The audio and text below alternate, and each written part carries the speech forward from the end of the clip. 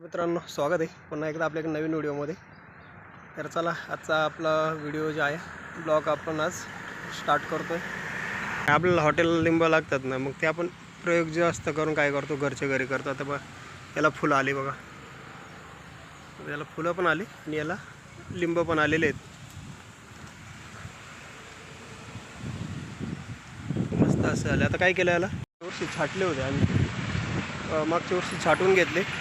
म्हणजे जे शेंडे आहेत ना, शेंडे काढले, याचे शेंडे राहतं ना, हे बघा, हे जे शेंडे राहतं ना, हे शेंडे कट केले आपण, छाटणी केली ना, मग याला पालवी येते. आता हे बघा, नवीन पालवी येते. आणि आता इथं बघा फुलं आलेले आहेत. हे बघा, दिसत असेल कॅमेऱ्यामध्ये, याला पण फुलं आलेत. म्हणजे आता याला पण लिंब येणार आहे यावर्षी. आणि एकदा सुरुवात झाली ना लिंबांना की भरपूर लिंब येतात. त्याच्यामुळं आपला हा फायदा होतो. आणि उन्हाळ्यामध्ये भरपूर लिंब महाग राहत आहे आणि हॉटेलला आपल्याला लिंब भरपूर लागत राहते. त्याच्यामुळं मग आपण डायरेक्ट झाडं लावून दिली, तो एक आपला खर्च वाचला लिंबाचा. आणि लिंब भरपूर येतात उन्हाळ्यामध्ये. इथं पण आळू आहे तेव्हा, माझ्या पाठीमागं इथं पण आळू आहे, भरपूर आळू येते. आपण केलेलं आहे मित्रांनो इथं रान तयार. आता कांद्यासाठी कांदे पेरणार आहे आपण. मागच्या वर्षी इथं कांदे पेरले होते आणि मागच्या वर्षीचे कांदे आपले जास्त पोचले नाही, थोडे उशिरा पेरले होते. त्याच्यामुळं जास्त कांदा हा पोचला नाही, बारीक मोठा राहिला. मग आपल्याला हॉटेलसाठीच पाहिजे होता तो, आपण काही विकायला न्यायचं नाही. कारण इथं एवढं रान बाकी आहे आणि आपल्या दुकानवरती पण तिथं 2-3 गुंठे रान बाकी आहे, म्हणजे तेवढंच आहे तिथं, नाही का. तर मग ते असं पडून राहतं, तर मग आपण त्याच्यात कांदे पेरून देतो. म्हणजे आपलं हॉटेलचं काम आहे ना, पूर्ण होऊन जातं. काल रोटी मारून घेतली आणि आता कांदे पेरणार आहे. थोडंसं रान सुकून आणि गवत आहे ते पूर्ण जळून जाईल. हे शेतात असलं राहतो ना आपण, तर आपला असा फायदा आहे की आपल्याला सगळ्या जे भाजीपाला येतो किंवा असे आळूचे बाग पहा आमची किती भारी येतं. मस्त गावरान आळू आहे, खायला खूप सुंदर लागते. आळूचे भजे, भाजी किंवा आळूच्या वड्या आहे ना, मस्त लागतं खायला. पेरूचे झाडं बिडं मस्त, भरपूर पेरू आहे झाडाला, मस्त मोठे मोठे पेरू आहे. आंबा पूर्ण छाटला आम्ही, हा खूप खाली लोळत होता.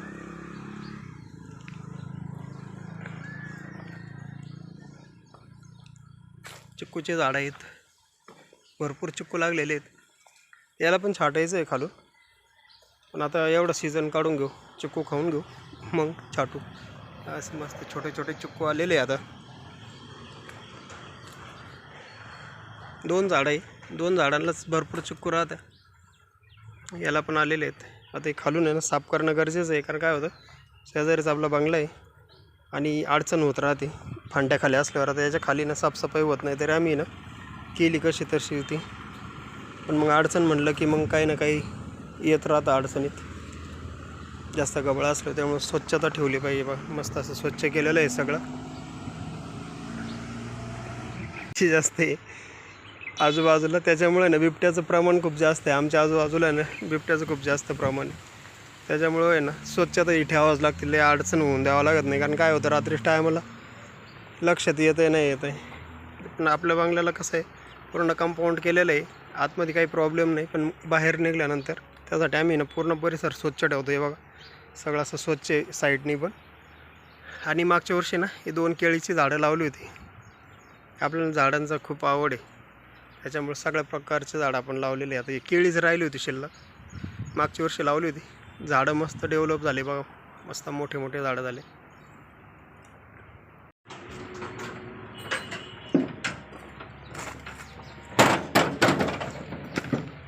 पायावर येतील बरं का, लक्ष राहू द्या.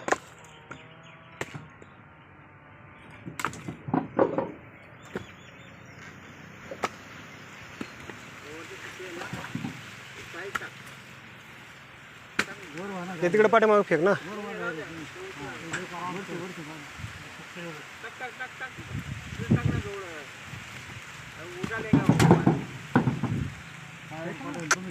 फेक तू खाली, पायावर पडेल ते. सुका नाही वला नाही, सर टाका खाली, काय त्याला मस्त पडेल. आपल्याकडे गाडीचा आहे ना माझ्या थोडासा प्रॉब्लेम आहे. काय प्रॉब्लेम आहे तुम्हाला सांगतो मी. भाव तुमच्या लक्षात येतो आहे का? आणि हा प्रॉब्लेम ना शक्यतो थंडीच्या दिवसात आणि पावसाचं वातावरण झालं ना मगच हा प्रॉब्लेम येतो. गाडी चालू नाही होत, सेल मारून चालू होत नाही. गॅरेजला दाखवली पण मग गॅरेजला दाखवली गाडी चालू होती, त्याच्यामुळे त्यांच्या लक्षात आहे ना की गाडीचा नेमका प्रॉब्लेम काय होतो आहे. आता सेल मारून दाखवतो, पहा तुमच्या लक्षात येतो आहे का? आणि असा जर प्रॉब्लेम कोणासोबत येत असेल तर नक्की कमेंट करून सांगा की नेमका प्रॉब्लेम काय येतो. गाडी त्याने इथं कुठली लाईट वगैरे काही येत नाही बरं का, असं काही सेटिंगची लाईट वगैरे काही दाखवत नाही, तसं एकदम क्लिअर आहे. फक्त प्रॉब्लेम एवढंच येतो की गाडी ज्यावेळेस आपण चालू करतो सकाळी आणि किंवा मग संध्याकाळी मी ज्यावेळेस हॉटेलवरून घरी जातो ना त्यावेळेस हा प्रॉब्लेम मला येतो. आता सकाळी चालू करून आणले मी, आता पाहूया चालू होती का नाही. हे बा आता मी सेल मारलेला आहे, गाडी चालू नाही झाली. मला इकडून दाखवतो मी. हो लॉक होत जा राहते ती एक सेल मारल्यानंतर. आता बघा मी सेल मारतो आहे, गाडी चालू होती का पहा. आता गाडी चालू झाली, चालू झाली. कुठले लाईट नाही आहे गाडीमध्ये इथं, पण मग हा प्रॉब्लेम काय येतो काही कळत नाही आहे. गॅरेजला दोनदा दाखवली पण त्यांचं म्हणणं आहे की जो प्रॉब्लेम तुम्हाला येतो तो ज्यावेळेस आमच्या समोर येईल त्यावेळेस आमच्या लक्षात येईल की नेमका काय प्रॉब्लेम तुमचा. आता मी ज्यावेळेस पाहिलं सेल मारला तेव्हा चालू नाही झाली, दुसऱ्यांदा गाडी चालू झाली.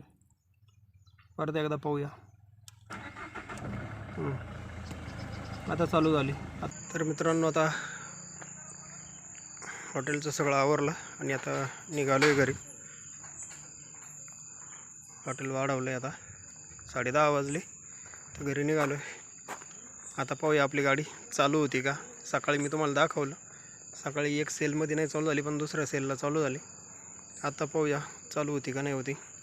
पण आता वातावरण थंड आहे आणि पाऊस पण झाला दुपारी, तर पाहूया आता चालू होती का नाही होती. काय करतो नुटन करतो आता.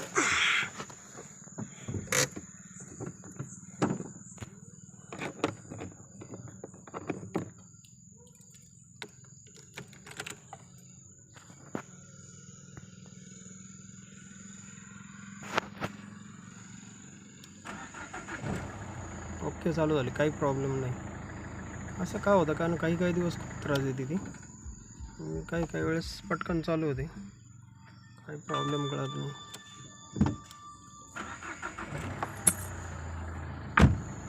तर चला मग आता ठीक आहे, मला काही प्रॉब्लेम नाही जास्त पण मग जे कधी कधी चालू नाही होत ना, बघूया त्याला व्यवस्थित मेकॅनिकलला दाखवून.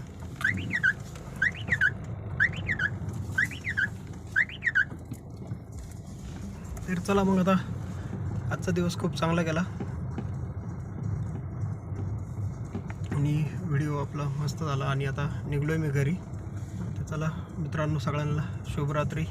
व्हिडिओ पाहिल्याबद्दल खूप खूप धन्यवाद. भेटूया परत पुढच्या व्हिडिओमध्ये.